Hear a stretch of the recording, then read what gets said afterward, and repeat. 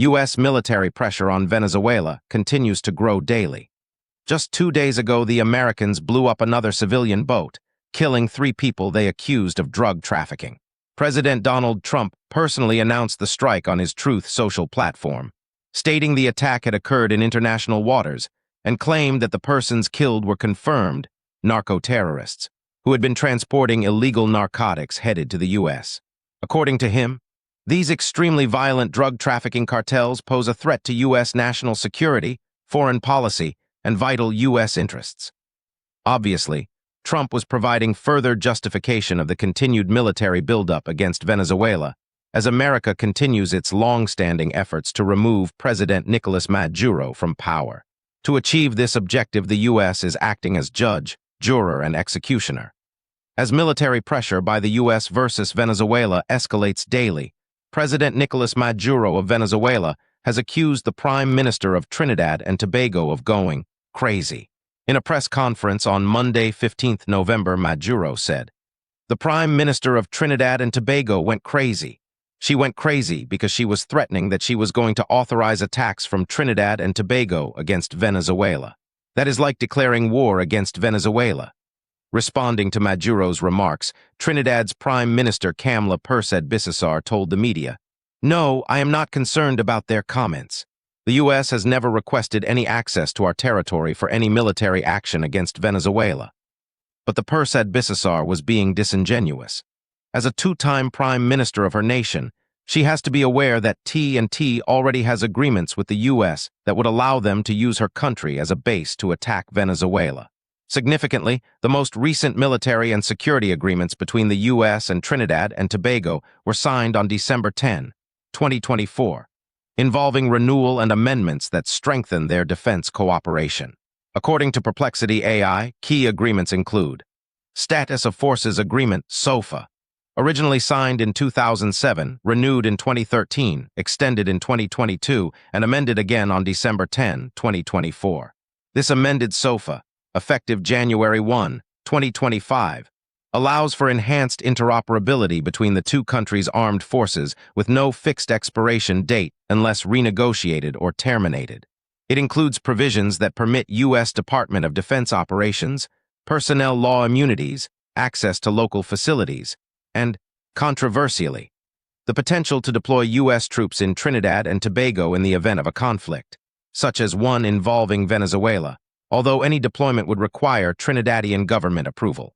Plus, Caribbean Basin Security Initiative Technical Assistance Field Team, CBSITAFT, extended to continue technical and security cooperation in the Caribbean region. Plus, Acquisition and Cross-Servicing Agreement, ACSA, also renewed, facilitating logistical and support services sharing between U.S. and Trinidad and Tobago military forces. Perplexity provides additional contextual information that the U.S. Ambassador Candace Bond and SOUTHCOM Commander Admiral Alvin Halsey emphasized that these agreements deepen strategic collaboration and increase defense cooperation opportunities, that the 2024 amended Status of Forces Agreement aims to align with current U.S. and Trinidad and Tobago laws and establishes a framework for ongoing military engagement without an automatic expiration. Bottom line is, whether the Prime Minister admits it or not, under the SOFA agreement, Trinidad and Tobago is formally aligned with the U.S. in an indefinite agreement that emphasizes interoperability, legal framework updates, and readiness for potential regional contingencies. Moreover, America holds the whip in this relationship based on its overwhelming economic and military dominance of T&T. The Twin Islands Defense Force consists of a mere 4,000 active personnel, including the Army, Coast Guard, and Air Wing. In comparison, the United States Armed Forces are significantly larger, with approximately 1.3 million active-duty personnel and over 800,000 reserve forces, making it one of the most powerful military forces in the world. Based on the power relationship, T&T has virtually no say in whether and how far America will drag it into hostilities with Venezuela. Hostile rhetoric by Persad-Bissessar. The PM continues to be non-apologetic in her support of U.S. actions against neighboring Venezuela, despite the negative publicity it has engendered at home and abroad.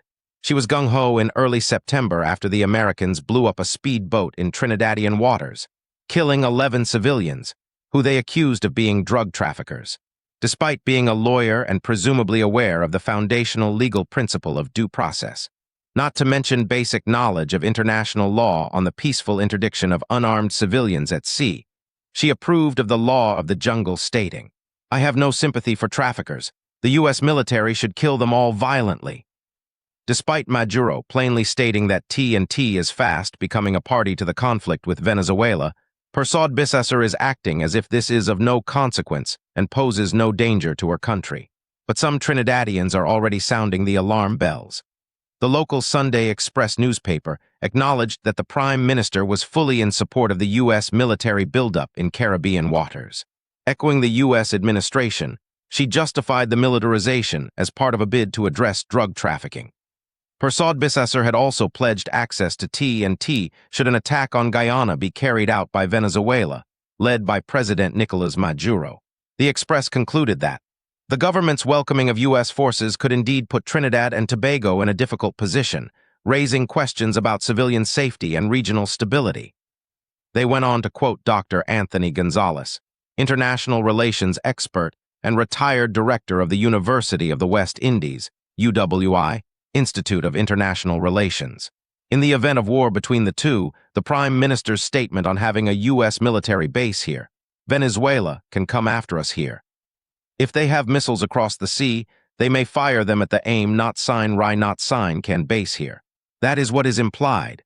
I would think that one would be cautious and not want to be involved in that. Conclusion: despite the concerns of some of her countrymen, Kamla Persad-Bissessar continues to doggedly support the American line in its hostility towards Venezuela. You have to wonder, what does TNT have to gain? The PM argues that U.S. military action will end drug trafficking that affects her island.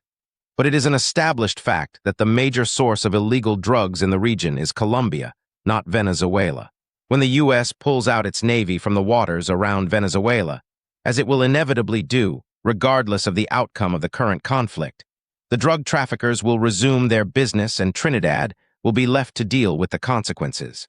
As one North American expert opined in the Express, U.S.-led military intervention in Venezuela could be profoundly destabilizing. The likely result would be replacing one type of extre not sign mist regime in Caracas with another. Trump sees the United States as the victim of cartels and does not see the United States as having any shared responsibility for the regional problem. As the many wars and regime change operations the Americans have engaged, such as Iraq, Libya, and Afghanistan, have demonstrated, the consequences are often regional instability on an epic scale, as evident by current events in the Middle East.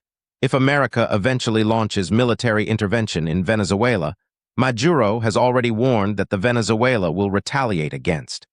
What used to be friendly coexistence between two neighboring states could well turn into outright hostilities. Furthermore, Guyana, a close ally of TNT, with whom Venezuela has a major border dispute, could well be dragged into. The potential for regional instability is virtually endless. Clearly, Trinidad and Tobago has become sucked into U.S. military programs, which eventually became formal military agreements. Is this what the people of TNT bargained for? Is there some metaphysically transcendental benefit to TNT from these hostilities that I and others are missing? Only time will tell.